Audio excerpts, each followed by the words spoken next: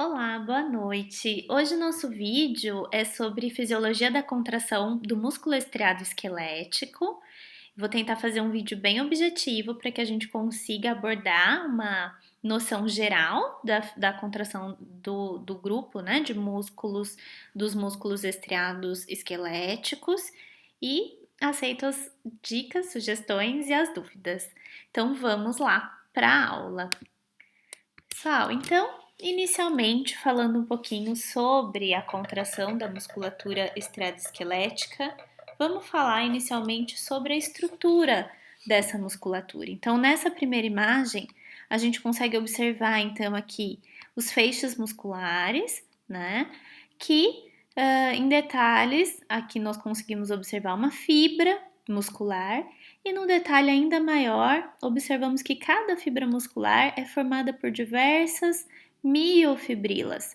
E essas miofibrilas, por sua vez, formadas pelas proteínas essenciais do músculo, que seria, né, a actina e miosina. Mas, para entender um pouquinho melhor, vamos começar observando então essa ultraestrutura, né, do músculo da fibra muscular. Então, aqui nós temos a representação de um feixe do músculo estriado esquelético e ele tem aqui a representação como se nós tivéssemos removido uma parcela aqui dessa figura para observar o interior dessa fibra muscular.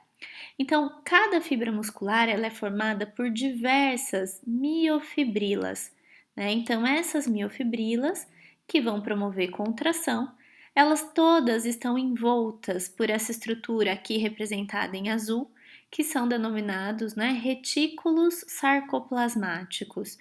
Esses retículos eles servem como reservatório de íon cálcio, o que já nos dá a ideia de que realmente o íon cálcio ele terá grande importância no momento da contração muscular. Outra estrutura importante para se observar, além das miofibrilas, além do retículo sarcoplasmático, são os túbulos T, aqui representados em amarelo. Então, esses túbulos T, eles têm início na membrana que reveste a fibra muscular, denominada sarcolema, e eles invaginam, infiltram até a porção mais centralizada do músculo, para promover a propagação do potencial de ação. Então, quando essa fibra muscular for estimulada por um neurônio motor, esse potencial de ação ele vai se dissipar desde a superfície até a região mais centralizada através dos túbulos T.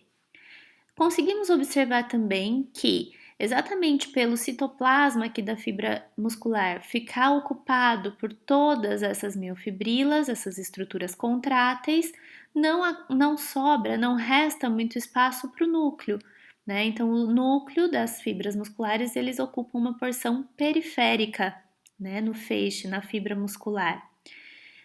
Observamos também grandes quantidades aqui de mitocôndrias, né, já que será necessário uma grande quantidade de produção de ATP como fonte de energia para a contração da musculatura. E olhando em detalhes uma miofibrila, nós conseguimos observar aqui a representação de um sarcômero. Nós já vamos ver em detalhe esse sarcômero, né, basicamente formado ao centro pelo filamento grosso de miosina e perifericamente pelos filamentos finos de actina. Aqui nessa imagem a gente não consegue ter tanto detalhe, mas aqui nessa figura de outro autor nós conseguimos detalhar o sarcômero. Então aqui, né, nessa outra representação, novamente as miofibrilas, novamente observamos a grande quantidade de mitocôndrias, os túbulos T, que são as invaginações da membrana plasmática, e aqui, em detalhe, na miofibrila, conseguimos observar o centro, o filamento grosso de miosina, aqui representado pela seta, e perifericamente os filamentos finos de actina. Né? Aqui nós temos uma representação também ao centro mais escuro do sarcômero, representando os filamentos grossos de miosina e perifericamente os filamentos finos de actina. Bom, quando a gente observa essas estruturas, para que elas promovam realmente a contração da fibra muscular, nós precisamos associar com a estimulação, Então, nós precisamos resgatar um conceito de sinapse, né, da junção neuromuscular. Então, o neurônio em questão é o neurônio motor alfa, né? Ele é um neurônio mielinizado, inclusive, que ao propagar o potencial de ação, vai necessitar de uma sinapse química que vai acontecer entre a placa motora, né, do neurônio motor e o músculo estriado esquelético.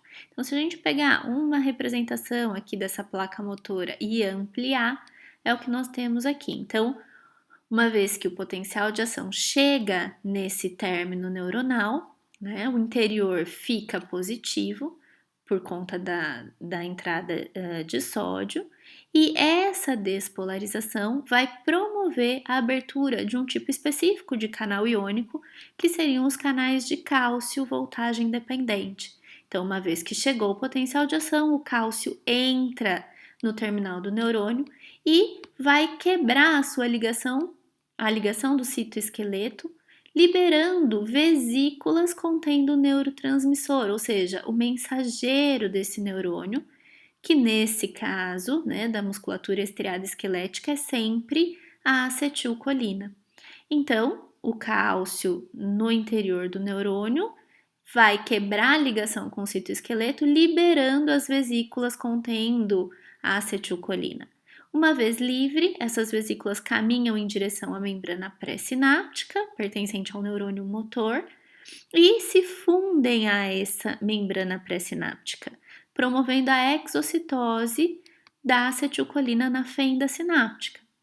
Uma vez livre, essa acetilcolina vai conseguir se conectar em receptores nicotínicos na membrana pós-sináptica, promovendo a abertura de canais de sódio agora no músculo estriado esquelético e, portanto, fazendo com que apareça potenciais de ação no músculo, né? Promovendo, portanto, a estimulação da musculatura estriada esquelética. Sendo assim, né, aqui uma outra figura, aqui a gente consegue observar, então, o término do neurônio motor alfa, ocorreu, então, a chegada do potencial de ação, liberamos as vesículas contendo acetilcolina, que na fenda sináptica conseguem se conectar na membrana pós-sináptica agora do músculo com receptores nicotínicos, e esse momento, né, denominado acoplamento, excitação, contração. Excitação pelo neurônio motor alfa e contração pelo músculo estriado esquelético. Então, uma vez que o potencial de ação, então, apareceu no músculo, ele vai se dissipar. Lembra daquela estrutura, a invaginação da membrana, que eram os túbulos T? E, uma vez chegando lá no túbulo T, ele vai dar condições de acionar um outro tipo de canal iônico que vai promover a abertura do retículo sarcoplasmático, que servia de reservatório de íon cálcio. Esse cálcio, então, quando em repouso, ou seja, quando o músculo estava com seu interior negativo, o cálcio estava todo armazenado dentro do retículo sarcoplasmático. Uma vez que esse potencial de ação se propaga através do túbulo T, vai ocorrer então a liberação do cálcio. Uma vez livre, o cálcio vai ter condições de se ligar a duas proteínas, né, troponina e tropomiosina, que se relacionam com o filamento fino de actina, e na presença do íon cálcio, vai deslocar essas duas estruturas, promovendo a ligação dos braços e cabeças da miosina com os sítios de ligação da quitina, ou seja, vai promover a interação entre elas. E, além do cálcio, né, somado a essa situação, com a quebra do ATP, proveniente ali das nossas mitocôndrias, que nós já vimos, vai ocorrer um tracionamento, né, em direção ao centro do sarcômero, ou seja, todo o sarcômero vai se deslocar em direção ao centro, promovendo um encurtamento do sarcômero, que nós chamamos de contração muscular. A contração é seguida, né, de relaxamento. Caso não chegue outro potencial de ação nesse músculo estriado esquelético, então não libero mais a acetilcolina, volto a ficar todo o interior negativo, devolvo esse cálcio que já havia sido liberado através de bombas de cálcio ou sequestradores de cálcio, devolvo para o retículo e agora sem a presença do cálcio, a troponina e tropomiosina voltam a obstruir o sítio de ligação entre, né, de sítio de interação entre a actina e miosina, não ocorrendo mais a interação entre elas e todo o sistema volta para a posição de relaxamento. Então, promovendo o que nós chamamos de abalo muscular. Então, esse é, né, o grande segredo, né, do acoplamento excitação-contração.